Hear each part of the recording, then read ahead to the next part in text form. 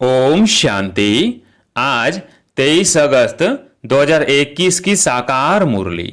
आज बाबा ने कहा, मीठे बच्चे अपने आप से वायदा करो कि हमें बहुत बहुत मीठा बनना है। सबको सुख की प्यार की दृष्टि से देखना है, किसी के नाम रूप में फंसना नहीं है। प्रश्न, योग की सिद्धि क्या है? पक्के योगी की निशानी सुनाओ।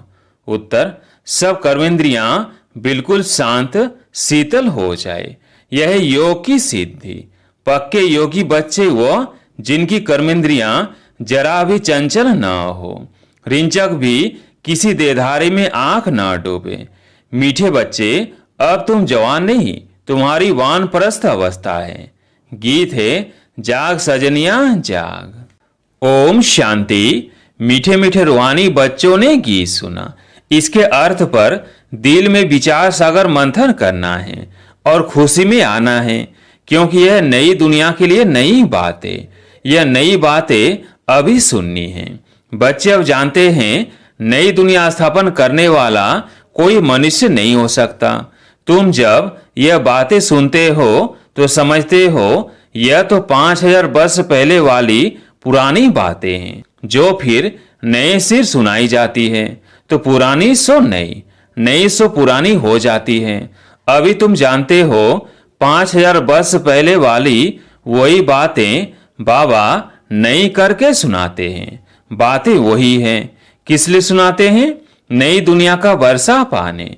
इसमें ज्ञान डांस करना होता है। भक्ति में भी बहुत डांस करते हैं, चारों तरफ फेरे लगाते डांस करते हैं। ज्ञान का डांस तो बिल्कुल सहज है, उसमें कर्मेंद्रियां बहुत चलती है, मेहनत करनी पड़ती है। यह तो सिर्फ अंदर में ज्ञान डांस से चलता है। सृष्टि चक्र कैसे फिरता है वो नॉलेज बुद्धि में है, इसमें कोई तकलीफ नहीं है। हाँ, याद में मेहनत लगती है। बच्चे कोई फेल हो पड़ते हैं, कहाँ न कहाँ गिर पड़ते हैं। सबसे मुख्य बात है, नाम रूप में नहीं फंसना है। स्त्री पुरुष काम बस नाम रूप में फंसते हैं ना, क्रोध नाम रूप में नहीं फंसाता है। पहले पहले है यह जिसकी बड़ी संभाल करनी है। कोई के भी नाम रूप में नहीं फंसना है, अपने को आत्मा समझना है। हम आत्मा अशरीरी आई थी, अब अशरीरी होकर जाना है। इस शरीर का भान तोड़ना है। यह नाम रूप में फंसने की बहुत खराब बीमारी है। बाप सावधानी देते हैं बच्चों को। कोई कोई इस बात को समझते नहीं है। कहते हैं, बाबा नायक ऐसे कहते हैं कि नाम रूप में फंसे हो, परंतु यह गुप्त बीमारी है। इसलिए साजन सजनियों को अथवा बाप बच्चों को जगाते हैं, बच्चे जागो, अब फिर से कलयुग के बाद सतयुग आना है। बाप ज्योति जगाने आते हैं। मनुष्य मरते हैं तो उनकी ज्योति जगाते हैं, फिर दीपक की संभाल करते हैं कि बूझ ना जाए, आत्मा को अंधियारा ना हो। वास्तव में यह सब भक्ति मार्ग की बात है। आत्मा तो सेकंड में चली जाती है। कई लोग ज्योति को भी भगवान मानते हैं। ब्रह्म को बड़ी ज्योति कहते हैं। ब्रह्म समाजियों का मंदिर होता है, जहां रात दिन ज्योति जगती है। कितना खर्चा होता है, फालतू घृत जाता है। यहाँ वो कुछ भी डालने का है नहीं। याद का घृत काम करती है, याद रूपी घृत है। तो मीठे मीठे बच्चे यह समझते हैं, नई बात होने के कारण ही झगड़ा होता है। बाप कहते हैं, मैं आता हूँ स्वीट चिल्ड्रन के पास, भारत में ही आता हूँ। अपना जन्म देश सबको प्यारा लगता है ना।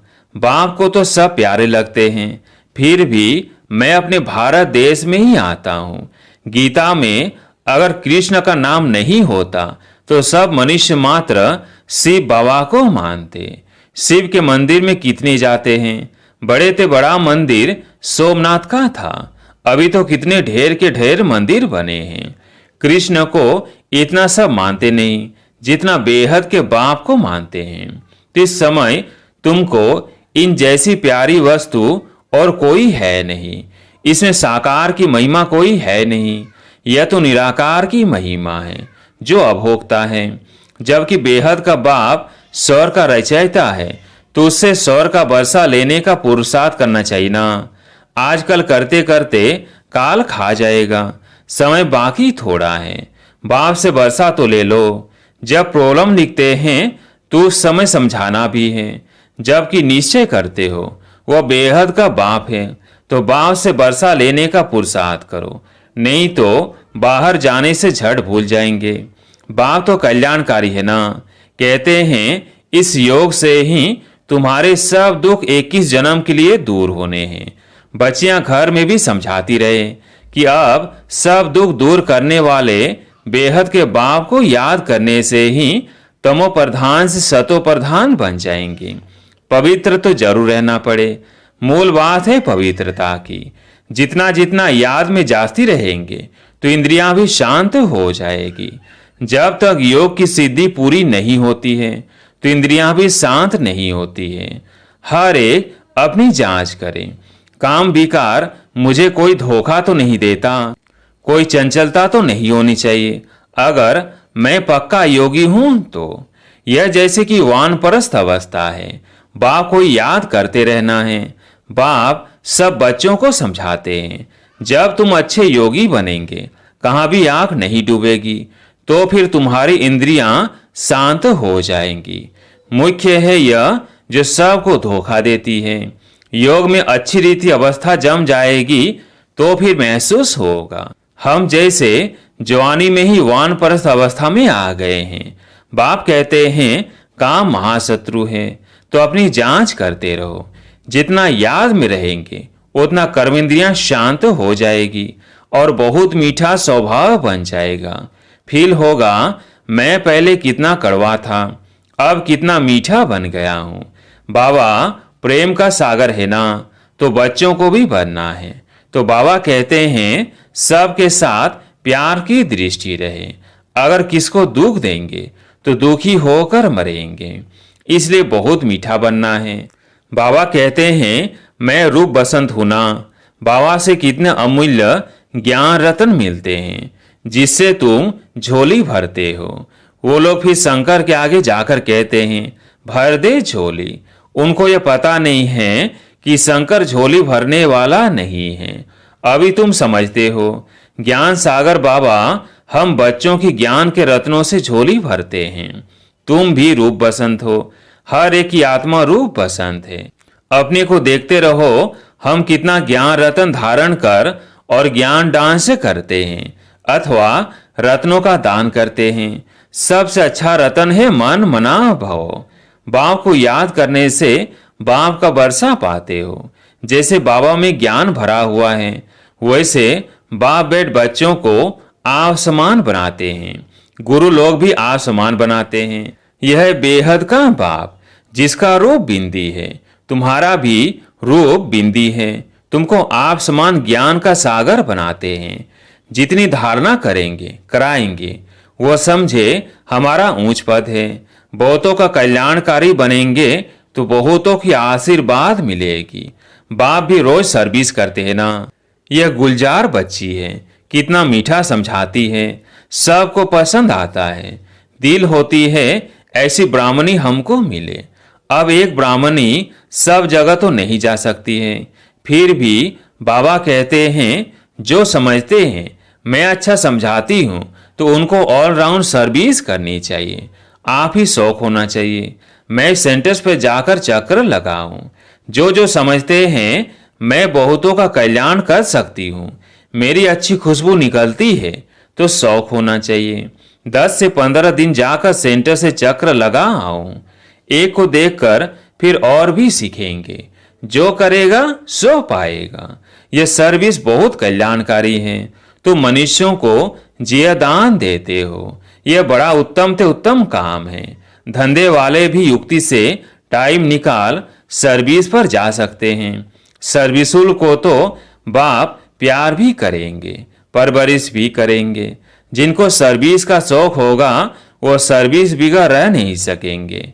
बाप मदद भी करते हैं ना। बच्चों को बहुत रहम दिल बनना है। विचारों की बहुत दुखी जीवन है, तुम जियादान देते हो। किसको अविनाशी ज्ञान रत्नों का दान करना, इन जैसा सर्वोत्तम ज्ञान दान कोई है नहीं। बहुत रहम दिल बनना है। ब्राह्मणी कमजोर होने के कारण सर्विस ढीली हो पड़ती है। इसलिए अच्छी टीचर की मांग नहीं करते हैं। जब भी विचार आए तो चले जाना चाहिए। बाबा कौन सा सेंटर ठंडा है, हम जाकर चक्कर लगा कर आए।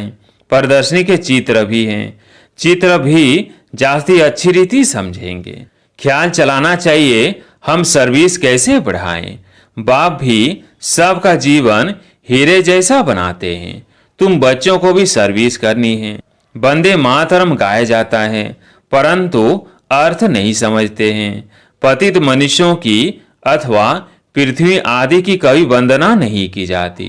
यह तो 5 तत्व हैं, उनकी क्या वंदना करेंगे। 5 तत्वों से बना हुआ शरीर है, तो शरीर की पूजा करना हो गई बुद्ध की पूजा।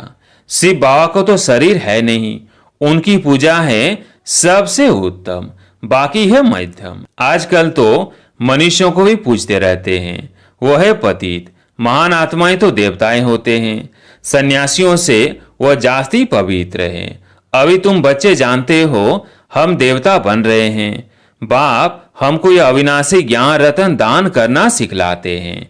इन जैसा ऊंच दान और कोई होता नहीं। एक बाप को याद करना है। शिव और लक्ष्मी नारायण के चित्र तो है, हर एक अपने घर में लगा दे तो याद रहेगा।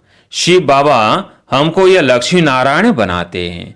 इस समय तुम बन रहे हो, स्वर का रचयिता है ही शिव बाबा। सतयुग में तो नहीं बरसा देंगे। इस अंतिम जन्म में शिव बाबा कहते हैं मुझे याद करो तो तुम यह बनेंगे। और सब बातें छोड़कर बस सर्विस और सर्विस। बाप को याद करते हो, यह भी बड़ी सर्विस करते हो। तत्व आदि सब पावन बन जाते हैं। योग की महिमा बहुत भारी है।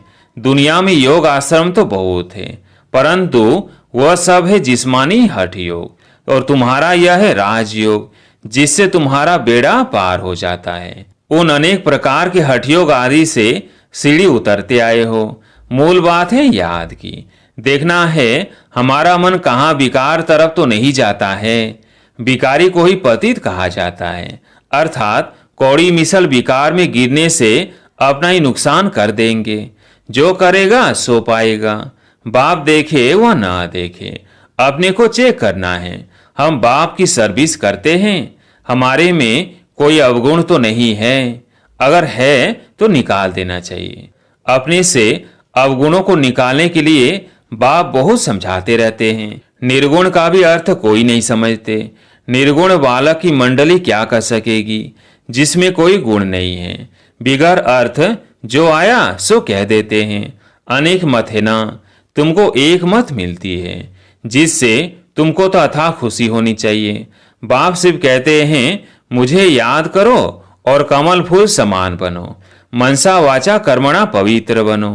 तुम बच्चे जानते हो हम ब्राह्मण श्रीमत पर अपने ही तन मन धन से अपनी और सारी विश्व की सेवा कर रहे हैं। बाप आएंगे तो भारत में ना।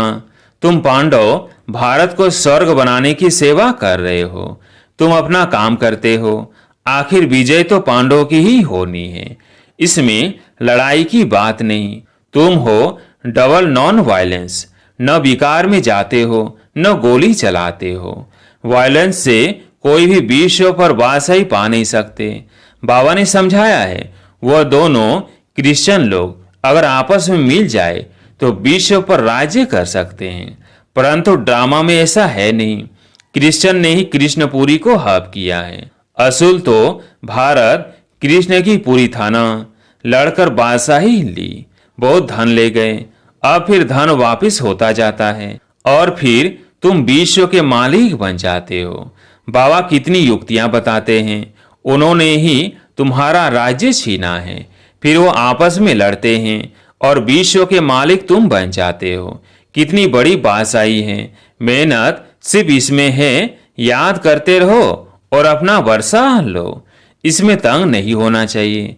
अच्छा, मीठे मीठे सिगिल्धे बच्चों प्रति माता पिता बाप दादा का याद प्यार और गुड मॉर्निंग। रूहानी बाप की रूहानी बच्चों को नमस्ते। हम रूहानी बच्चों की रूहानी बाप दादा को याद प्यार गुड मॉर्निंग नमस्ते नमस्ते। धारणा के लिए मुख्य सार। पहला पॉइंट, दूसरी सब बातों को छोड़कर ज्ञान दान करना है, रूप बसंत बनना है, अपने अवगुणों को निकालने का पुरुषार्थ करना है, दूसरों को नहीं देखना है।